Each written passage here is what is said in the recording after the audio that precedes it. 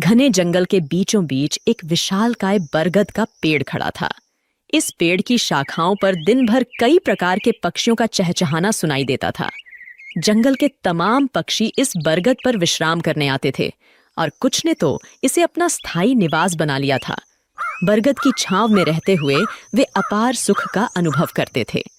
जब हम किसी जगह या व्यक्ति के साथ लंबे समय तक रहते हैं तो हमें उनसे लगाव हो जाता है।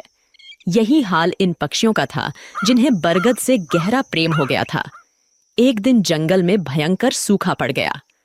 कई वर्षों से बारिश नहीं हुई थी और पेड़ पौधे सूखने लगे। बरगद भी पानी के अभाव में सूखने लगा और पक्षियों ने धीरे धीरे उसे छोड़ना शुरू कर दिया। अंततः जब बरगद पूरी तरह सूख गया और उसकी शाखाएं टूटकर गिरने लगीं, तो वहां रहने वाले सभी पक्षी दूसरे स्थानों पर चले गए।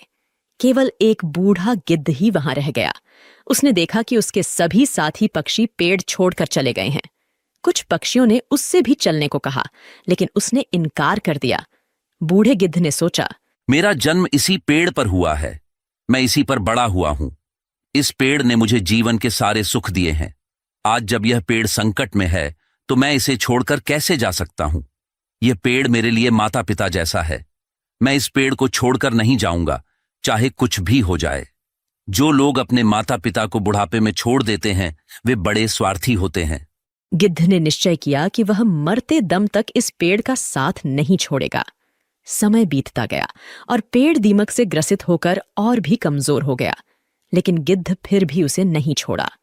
वह दिन में अपना भोजन ढूंढने के बाद शाम को उसी सूखे हुए पेड़ पर लौट आता था। कई दिन इसी तरह बीत गए। जो पक्षी पेड़ को छोड़कर चले गए थे, उन्होंने सोचा, गिद्ध काका अभी भी उस सूखे पेड़ पर रह रहे हैं। वे सब उसे समझाने के लिए वापस आए और उससे बोले, गिद्ध काका, यह पेड़ अब मर चुका है। इसे छोड़कर किसी सुरक्षित जगह पर चलिए। यह पेड़ कभी भी गिर सकता है और आपकी जान भी जा सकती है। लेकिन गिद्ध ने कहा, भाइयों, यह पेड़ मेरे माता पिता के समान है। मैं इसी पर बड़ा हुआ हूं और इस पेड़ ने मुझे जीवन के सारे सुख दिए हैं। मैं इसे इस कठिन समय में नहीं छोड़ सकता। यह मेरी सबसे बड़ी खुदगर्जी होगी। गिद्ध की बातें सुनकर पक्षी निराश हो गए और लौट गए। वे इंद्र के पास गए और सारी बात बताई। इंद्र ने पक्षियों की बात सुनकर गिद्ध को समझाने का निर्णय लिया। इंद्र ने गिद्ध से कहा, हे गिद्धराज, यह पेड़ अब बहुत कमजोर हो चुका है। इसकी शाखाएं गिर चुकी हैं और इस पर एक भी हरा पत्ता नहीं बचा है। अगर यह पेड़ गिर गया तो आपकी जान भी जा सकती है। इसलिए इसे छोड़कर किसी सुरक्षित जगह पर चले जाइए। हे भगवान, जब मेरा जन्म हुआ था मेरे माता पिता मुझे इसी पेड़ पर छोड़ गए थे। मैं इस पेड़ पर बड़ा हुआ हूं और इसी पर रहते रहते बूढ़ा हो गया हूं। आज जब यह पेड़ संकट में है तो मैं इसे छोड़कर कैसे जा सकता हूं। मैं मरते दम तक इस पेड़ का साथ नहीं छोड़ूंगा। इंद्र गिद्ध की निष्ठा देखकर प्रसन्न हो गए और बोले, मैं तुम्हें वरदान देना चाहता हूं। बताओ तुम्हें क्या चाहिए। हे भगवान, मुझे वरदान नहीं चाहिए। इस पेड़ को वरदान दीजिए ताकि यह फिर से हरा भरा हो जाए और इसकी आयु बढ़ जाए। इससे हजारों पक्षियों का भला होगा। इंद्र ने गिद्ध की बात मान ली और पेड़ को फिर से हरा भरा बना दिया। पूरे जंगल में बारिश हो गई और जंगल के सभी पेड़ पौधे फिर से हरे भरे हो गए। जो जीव जंतु जंगल छोड़कर चले गए थे वे फिर से लौट आए। सभी पक्षी बरगद पर आकर चहचहाने लगे और गिद्ध काका की सेवा करने लगे। इस प्रकार गिद्ध ने अपने जीवन के आखिरी दिन सुखपूर्वक बिताए। हमें भी इस कहानी से यह सीख मिलती है कि हमें अपने अपनों का बुरे वक्त में कभी साथ नहीं छोड़ना चाहिए, विशेषकर अपने माता पिता का। वे हमारे जीवन दाता हैं और हमें पालने पोसने में उन्होंने जो कठिनाइयां सही हैं, उनका बुढ़ापे में सहारा बनना हमारा कर्तव्य है। बहुत समय पहले की बात है। समुद्र के किनारे एक छोटी सी गौरैया अपने घोंसले में रहती थी। एक दिन उसने 2 अंडे दिए। सुबह होते ही उसने सोचा, मैं जल्दी से दाना चुगने जाती हूँ, तब तक मेरे अंडे यहाँ सुरक्षित रहेंगे। किसी को नहीं पता कि मैंने 2 अंडे दिए हैं। गौरैया दाना चुगने चली गई। उसे दाना चुगने में शाम हो गई, लेकिन जब वह वापस आई तो उसने देखा, अरे मेरे अंडे कहाँ गए? यहाँ तो कोई भी नहीं है। उसने देखा कि समुद्र हंस रहा है। गौरैया ने पूछा, समुद्र, क्या तुमने मेरे अंडे लिए हैं? तुम हंस क्यों रहे हो? मुझे सच सच बता दो, मेरे अंडे कहाँ हैं? तुमने ही मेरे अंडे चुराए हैं। मेरे अंडे वापस करो। समुद्र ने जवाब दिया, नहीं, मैंने तुम्हारे अंडे नहीं लिए। मैं क्यों तुम्हारे अंडे लूंगा? मुझे तुम्हारे अंडे चुरा कर क्या मिलेगा? मुझे नहीं पता तुम्हारे अंडे कहाँ हैं। मुझे परेशान मत करो, खुद ही ढूंढ लो अपने अंडे। समुद्र की बात सुनकर गौरैया को गुस्सा आ गया। उसने कहा, अगर तुमने मेरे अंडे वापस नहीं किए तो मैं तुम्हें पूरा सुखा दूंगी। एक माँ की ताकत को तुम नहीं जानते। माँ अपने बच्चों पर कोई आंच नहीं आने देती। समुद्र हंसते हुए बोला। तू मुझे सुखाएगी?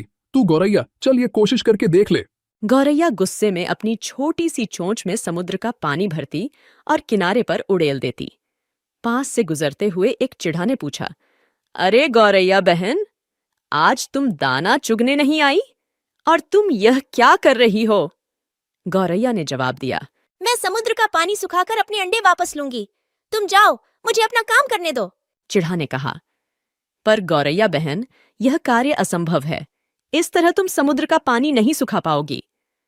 गौरैया दृढ़ निश्चय के साथ अपने कार्य में लगी रही। जब वह थक जाती तो थोड़ी देर रुककर फिर से काम में जुट जाती।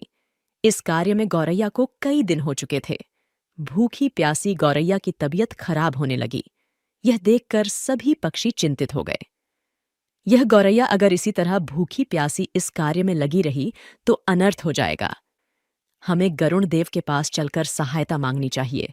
सभी पक्षी मिलकर गरुण देव के पास गए। गरुण देव ने पूछा, क्या बात है, सब ठीक तो है? आज सभी पक्षी एक साथ मेरे पास आए हैं।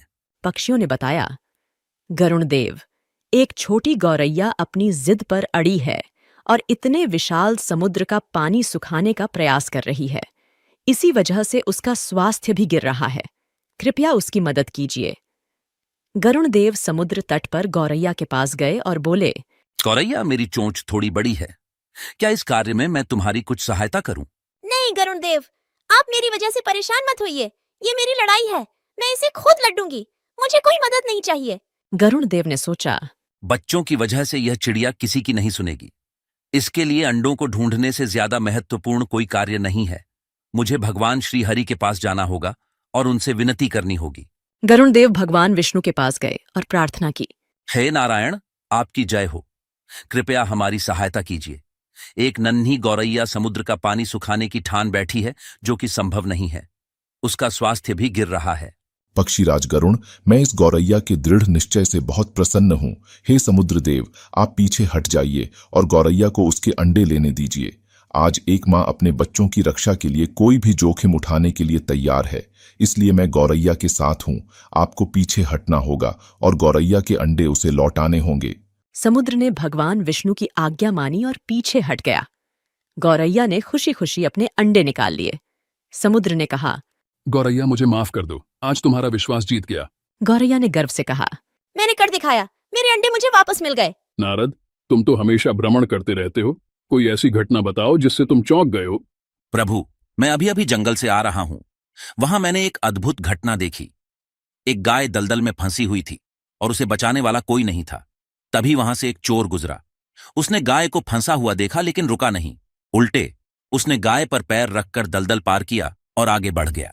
कुछ दूर जाकर उसे एक सोने का सिक्का मिल गया। भगवान विष्णु मुस्कुराते हुए पूछे, फिर क्या हुआ नारद? थोड़ी देर बाद वहां से एक वृद्ध साधु भी गुजरा। उसने गाय को बचाने की पूरी कोशिश की।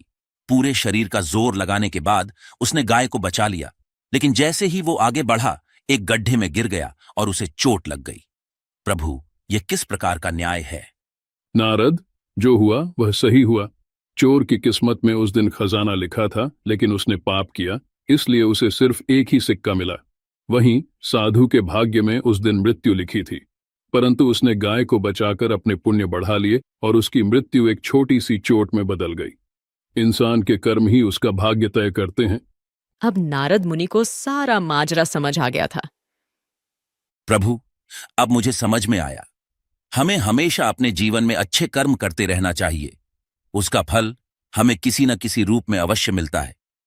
बिल्कुल नारद, यही जीवन का सच्चा मार्ग है। प्राचीन समय में राजा जनक की पुत्री सीता से जुड़ी अनेक कथाएं प्रसिद्ध हैं। एक ऐसी ही कथा है जिसमें एक तोते ने माता सीता को श्रीराम से वियोग का श्राप दिया, जिसके कारण गर्भावस्था के दौरान माता सीता को श्रीराम से दूर रहना पड़ा। एक दिन की बात है, जब छोटी सीता अपनी सहेलियों के साथ बगीचे में खेल रही थीं। बगीचे के एक पेड़ पर तोते का एक जोड़ा बैठा था और वे आपस में बातें कर रहे थे। इस युग में राम नामक एक प्रतापी राजा होंगे और उनकी अद्वितीय पत्नी सीता होंगी। श्री राम सभी राजाओं को अपने अधीन कर लेंगे और देवी सीता के साथ 11,000 वर्षों तक राज करेंगे। धन्य है श्री राम और धन्य है सीता। ये सुनकर सीता का ध्यान उस ओर गया। अपने विवाह की बात सुनकर वह उत्सुक हो गईं और उस तोते से पूरी कथा सुनने की इच्छा की। उन्होंने अपनी सहेलियों से तोते को पकड़कर लाने को कहा। सहेलियों ने तोते को पकड़कर सीता के पास लाया। सीता ने प्यार से पूछा, तुम कौन हो और कहाँ से आए हो? तुम जिस राम और सीता की बात कर रहे थे उसकी जानकारी कैसे मिली? हम वाल्मीकि ऋषि के आश्रम के पेड़ पर रहते हैं। उन्होंने रामायण नामक एक सुंदर काव्य लिखा है और उसे अपने शिष्यों को पढ़ाते हैं। हम भी उसे सुनते हैं और इसी कारण हमें ये कथा याद हो गई है। अच्छा, तो तुम श्री राम और माता सीता के बारे में बहुत कुछ जानते होगे। हाँ, थोड़ा बहुत। मुझे और बताओ। श्री राम महर्षि विश्वामित्र के साथ अपने 3 भाइयों भरत, लक्ष्मण और शत्रुघ्न के साथ मिथिला आएंगे और भगवान शिव के धनुष को तोड़कर देवी सीता से विवाह करेंगे। श्री राम के तीनों भाइयों का विवाह भी मिथिला में होगा। तोते की बातें सीता को बहुत प्रिय लगीं। तुम्हारी बातें मुझे बहुत अच्छी लग रही हैं। श्री राम के गुणों के बारे में कुछ और बताओ। सीता की उत्सुकता देखकर मादा तोता समझ गई कि यह जनक नंदिनी सीता ही हैं। फिर भी उसने बिना इसका एहसास दिलाए कहा, श्री राम के रूप और गुणों का वर्णन जितना किया जाए कम है। वे हर प्रकार के ऐश्वर्य से युक्त हैं। जनक नंदिनी सीता धन्य है जो श्री राम के साथ हजारों वर्षों तक रहेंगी। परंतु तुम कौन हो जो यह सब सुन रही हो? जिसे तुम जनक नंदिनी सीता कहती हो वह मैं ही हूं। श्री राम ने मेरे मन को मोह लिया है। जब वे मिथिला आकर मुझसे विवाह करेंगे तभी मैं तुम्हें छोड़ूंगी। तुम मेरे महल में सुखपूर्वक जीवन बिताओ। हम वन में रहने वाले पक्षी हैं और स्वच्छंद विचरण पसंद करते हैं। महल में हमें सुख नहीं मिलेगा। मैं गर्भवती हूँ और अपने बच्चे को जन्म देने के बाद वापस आ जाऊंगी। पेड़ पर बैठे उसके पति तोते ने भी सीता से विनती की, हे जनक नंदिनी, उसे छोड़ दो। वह गर्भवती है और महल में नहीं रह सकती। दोनों तोते सीता से उन्हें छोड़ने की मिन्नतें करते रहे, परंतु सीता अपनी जिद पर अड़ी रहीं। तोते की पत्नी का वियोग असहनीय हो रहा था और वह क्रोधित हो गई। उसने श्राप देते हुए कहा, गर्भावस्था में मुझे तुम अपने पति से अलग कर रही हो, इसलिए मैं तुम्हें श्राप देती हूँ कि गर्भावस्था में तुम्हें भी अपने पति से अलग होना पड़ेगा। इतना कहकर मादा तोता राम राम कहकर मर गई। थोड़ी देर बाद नर तोता भी पत्नी के वियोग में मर गया। कहा जाता है कि यही तोता अगले जन्म में धोबी बना और उसके लांछन के कारण ही माता सीता को श्री राम से दूर होना पड़ा था।